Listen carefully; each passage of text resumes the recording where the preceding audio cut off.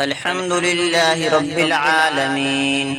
والعاقبة للمتقين والصلاة والسلام على رسوله محمد وآله وصحبه أجمعين۔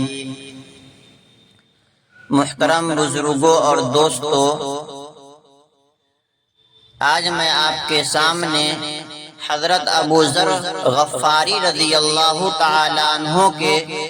قبول اسلام کا واقعہ بیان کروں گا کہ حضرت ابو ذر غفاری رضی اللہ تعالی عنہ مشہور صحابی ہیں جو بعد میں بڑے زاہد اور بڑے علماء میں سے ہوئے۔ حضرت علی کرم اللہ وجہہ فرماتے ہیں کہ ابو ذر ایسے علم کو حاصل کیے ہوئے تھے جس سے لوگ عاجز تھے، مگر انہوں نے حضرت ابو ذر رضی اللہ تعالیٰ عنہ نے علم کو حاصل کیا اور اس کو محفوظ رکھا ہے۔ جب ان کو حضور اقدس صلی اللہ علیہ وسلم کے نبوت کی پہلی بار خبر پہنچی تو انہوں نے اپنے بھائی کو حالات کی تحقیق کے واسطے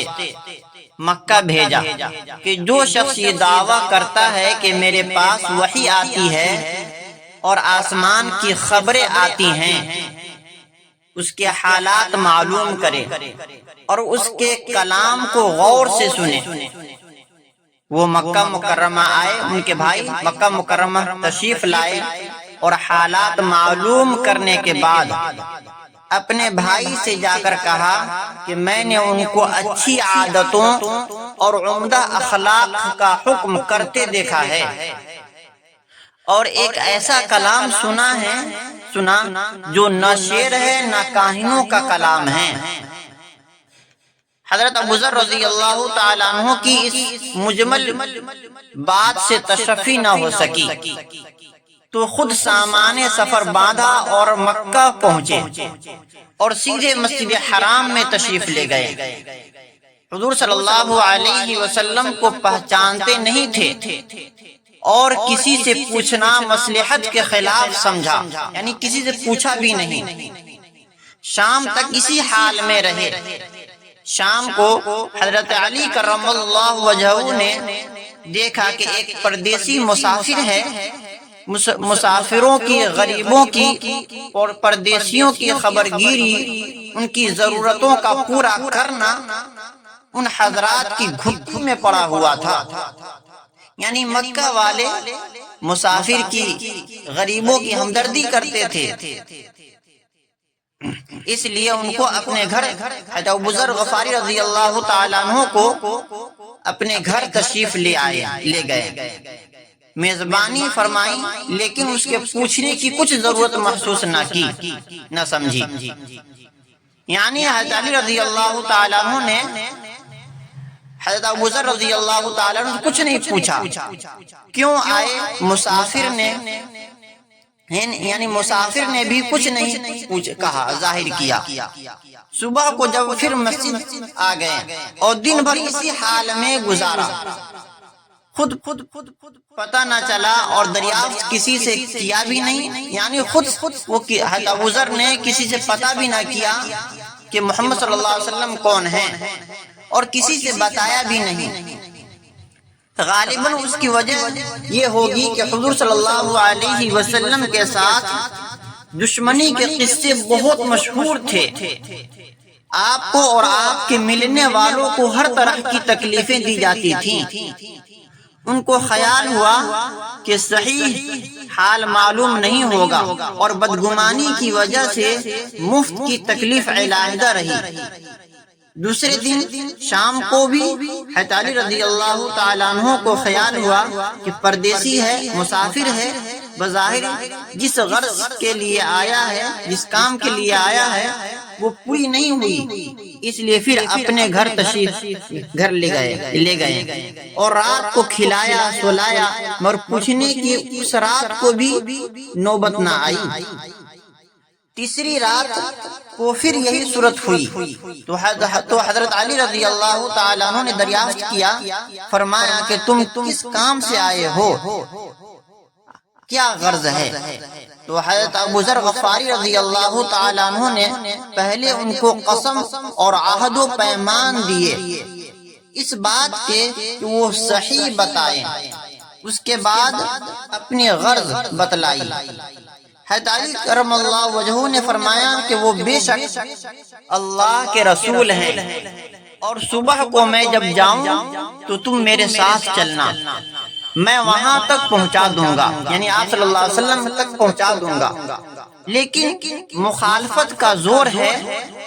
چاروں طرف دشمنی ہے، اس لیے راستہ میں اگر مجھے کوئی شخص ایسا ملا جس سے میرے ساتھ چلنے کی وجہ سے، جس کو میرے ساتھ تم کو چلنے کی وجہ سے تم پر کوئی اندیشہ ہو کہ یہ پیشاب اندیشہ ہو کہ یہ کون ہے، تو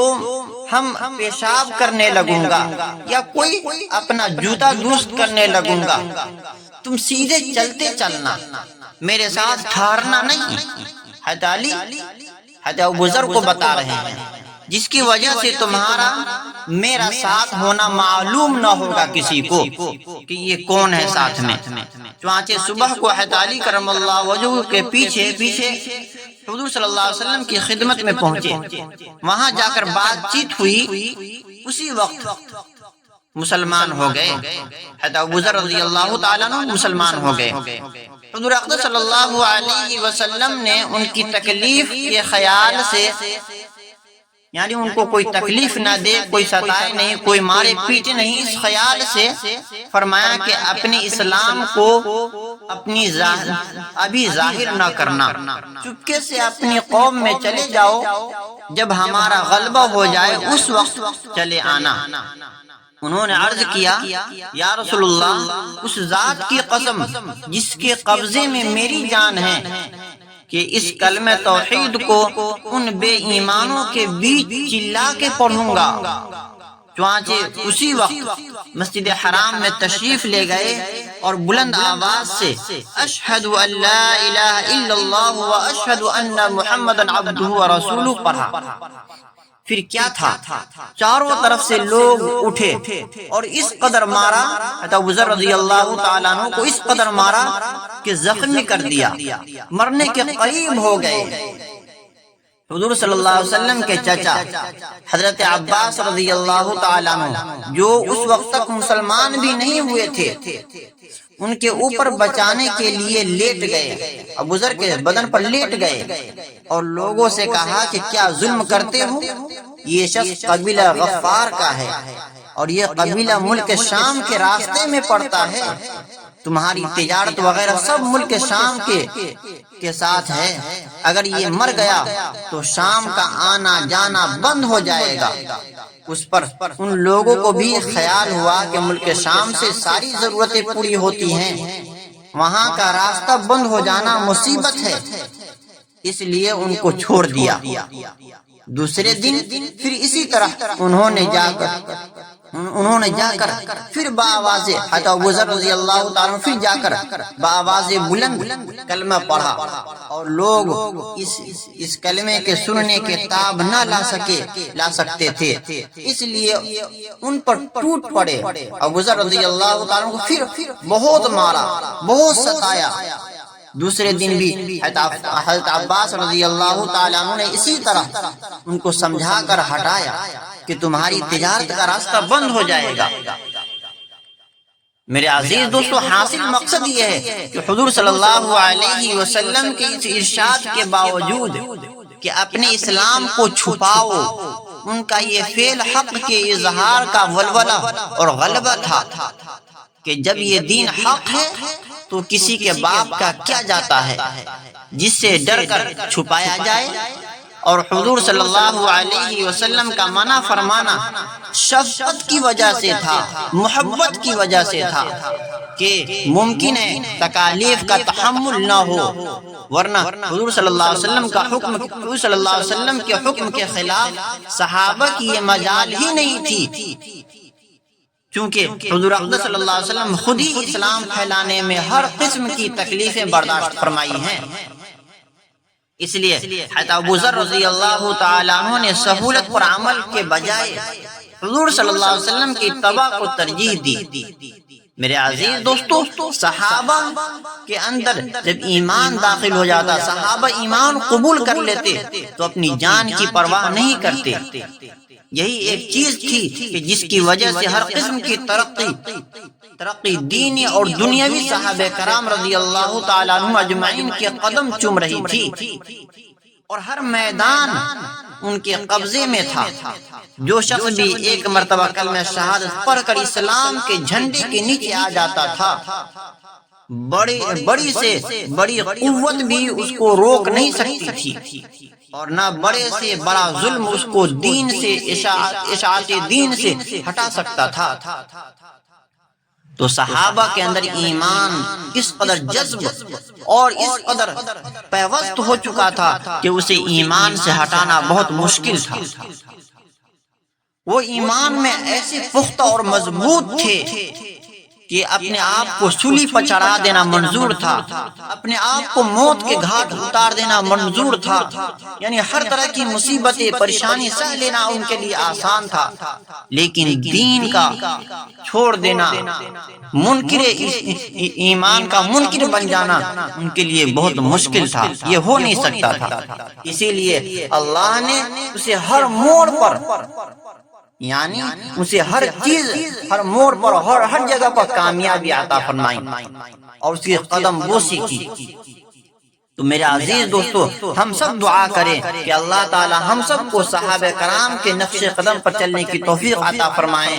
اور صحابہ والا ایمان عطا فرمائیں۔ اللہ پاک عمل کی توفیق عطا فرمائے ہم سب کو۔ وما علینا الا البلاغ۔